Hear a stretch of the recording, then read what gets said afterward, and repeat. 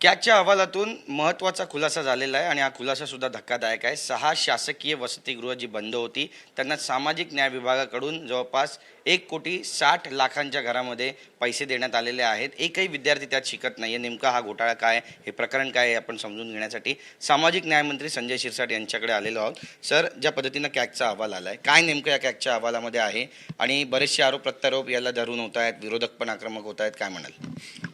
कॅगचा अहवाल हा 22-23चा आहे आणि त्यांनी तो काल परवा प्रसिद्ध केलेला आहे. त्याच्याबद्दलची संपूर्ण माहिती मी घेतलेली नाही, परंतु काही जरी 22-23चा जरी असला तर ती खात्याची जबाबदारी म्हणून आमची येतेच. काल जेव्हा तो प्रसिद्ध झाला तर त्या तातडीनं मी प्रधान सचिवांना त्या संदर्भात चौकशी करायचे आदेश दिलेले आहेत आणि त्यात कोणी असू मग कोणी तो भ्रष्टाचार केला, कसा केला, काय केला, या सगळ्यांवर कारवाई ही होईलच. कुणालाही त्यातून माफी नाही आहे, म्हणून त्याची चिंता करायची काही गरजच नाही आहे.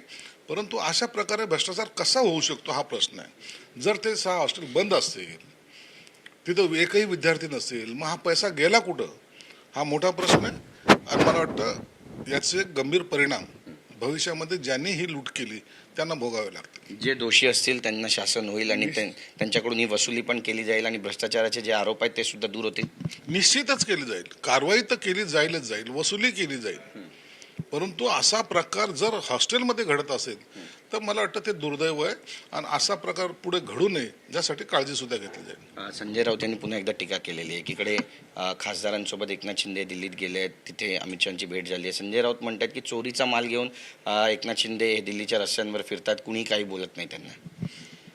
हे बघा, आता संजय राऊत काय बोलतो याला काही अर्थ उरलेला नाही.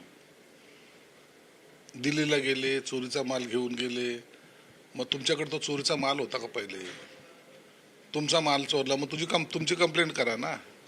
आम्ही तर उघडपणे चाललोय, उघडपणे भेटतायत आणि हे 6 खासदार आमच्याकडे जेव्हा मर झाले त्याच्यानंतर ही पहिली भेट अमित शहाची.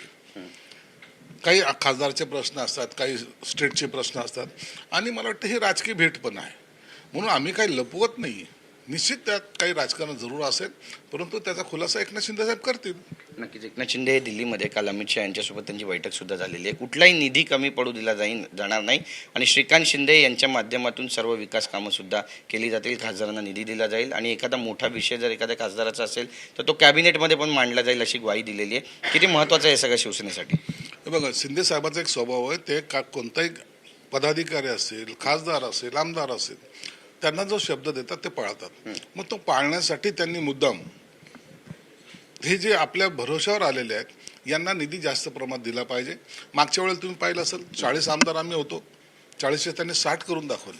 म्हणून हे खासदार आणखीन वाढले पाहिजेत, त्यांना एक पाठबळ मिळालं पाहिजे आणि त्यांच्या मतदारसंघामध्ये काम करताना लोकांपर्यंत त्यांनी पोहोचलं पाहिजे, हा त्याचा मागचा उद्देश आहे. म्हणून त्यांना निधी कमी पडणार नाही. आम्ही सुद्धा आमच्या खात्यातला काही निधी निश्चित त्यांना वर्ग करणार आहोत. छत्रपती संभाजीनगरमध्ये जिल्हा बँकेच्या निवडणुका पार पडल्या, तुम्ही हिरिरीनं त्यामध्ये सहभाग घेतला. अंबादास दानवे हे सुद्धा त्या ठिकाणी होते.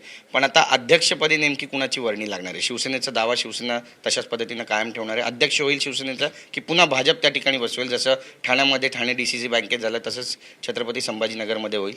बघा, आता आमच्याकडे त्या संभाजीनगर जिल्हा बँकेमध्ये जर वस्तुस्थिती पाहिली, 9 आमचे आले सदस्य आले, 7 भाजपचे आले, 2 राष्ट्रवादीचे आले. म्हणजे हा आमचा दावा तर हा पक्का झालेला आहे. परंतु तरी महायुतीमध्ये कोणतेही असा वितुष्ट येऊ नये म्हणून आम्ही हेच ठरवलं आहे की CM आणि डेप्टी CM मिळून हा निर्णय घेतील. मला वाटतं आज उद्या हा निर्णय होऊन जाईल. परंतु असं जर गणित पाहिलं तर शिवसेनेचाच अध्यक्ष जिल्हा बँकेवर बसेल. नक्कीच. डिलिमिटेशन बिलासंदर्भात महत्त्वाची माहिती समोर येते. अमित शहा यांच्यासोबत ज्या पक्षीय सर्वपक्षीय चर्चा झाली त्यामध्ये आता ठाकरे, DMK आणि काँग्रेसने पण 50% वर जर जागा वाढत असतील तर त्याला समर्थन दर्शवलेलं आहे. कधीपर्यंत हे डिलिमिटेशन बिल येईल असं वाटतं आणि किती फरक पडेल याचा? आता SRAचा सगळे चालू आहे.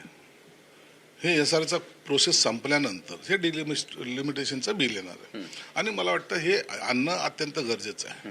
मतदारसंघ एवढे अवाढव्य वाढत चाललेले आहे आणि त्याच्यामुळं काम करताना जो काही लोड येतो तो कमी व्हावा, हा त्याचा मागचा उद्देश आहे. म्हणून आता उशिरा का होईना परंतु इतर पक्षांनी सुद्धा त्यांना पाठिंबा दर्शवण्याचा प्रयत्न केलाय. मला वाटतं हेच एनडीएचं यश आहे. पवारांची राष्ट्रवादी एनडीएमध्ये जाण्यास तयार आहे अशी माहिती सूत्रांकडून मिळते. जयंत पाटील यांच्यासोबत 9 आमदार सुद्धा जायला तयार झालेले आहेत आणि त्यांना सुद्धा महत्त्वाचं खातं महाराष्ट्राच्या विधानसभेमध्ये मिळेल अशी पण चर्चा आहे. महायुतीत ते आले तर अर्थमंत्री होतील अशी पण चर्चा सुरू झालेली आहे. काय नेमक्या घडामोडी घडतात, कारण याला रोहित पवार यांनी विरोध दर्शवलेला आहे, असं काही नाहीये म्हणतायत. आता नेमकं काय घडतं याच्याबद्दलची कल्पना आम्हाला नाही. मंत्रिमंडळाचा विस्तारही झाला, काही लोकांना खाती वाटली गेली, काही लोक मंत्री झाले. असं राजकारणात होत नसतं. याचा निर्णय एक वरिष्ठ नेते जे आहेत ते बसून घेत असतात. शरद पवारांची भूमिका हे सर्व महाराष्ट्राला माहिती आहे. ते कधी काय निर्णय घेतील यांनी कुणीच सांगू शकत नाही, गेस लावू शकत नाही. म्हणून एनडीएकडे त्यांचा झुकाव आहे हे नक्कीच आहे आणि मला वाटतं काही दिवसामध्ये ते एनडीएमध्ये येतीलही. आता रोहित पवार वगैरेंनी विरोध करणं याला जास्त महत्त्व मला वाटतं त्या पक्षामध्ये नाही आहे. पण शरद पवार यांचा पक्ष एनडीएत वाया शिवसेना येणार आहे का, हा पण महत्त्वाचा प्रश्न आहे. आता वाया येतो का वाया जातो हा प्रश्न आता त्यांना विचारला पाहिजे. नक्कीच, धन्यवाद. पण ऑपरेशन टायगर जे आहे ते सुद्धा सक्रिय झाल्याचं बोललं जात आहे आणि ठाकरेंचे पण काही आमदार आपल्यासोबत संपर्कात आहेत, ते सुद्धा येण्यास इच्छुक आहे. म्हणजे बसमध्ये किती जागा आहेत तुमच्या, ही बसचे डबे रकाने वाढणार आहेत का येत्या दिवसात? म्हणून आम्हाला जे बसमध्ये बसले त्यांना व्यवस्थित सीट देऊ द्या, त्यांना आरामात रिलॅक्स होऊ द्या, त्याच्यानंतर आम्ही ऑपरेशन टायगरचा विचार करू. नक्की, धन्यवाद तुमची बातचीत केल्याबद्दल. तर आधी बसमध्ये बसण्यासाठी जागा होऊ द्या, सगळ्यांना व्यवस्थित बसू द्या, मग ऑपरेशन टायगरचा विचार केला जाईल असं संजय शिरसाट म्हणतात. काय घडेल पाहणं महत्त्वाचं ठरेल. कॅमेरापासून योगेश गुरवसह गिरीश गायकवाड, TV9 मराठी, मुंबई.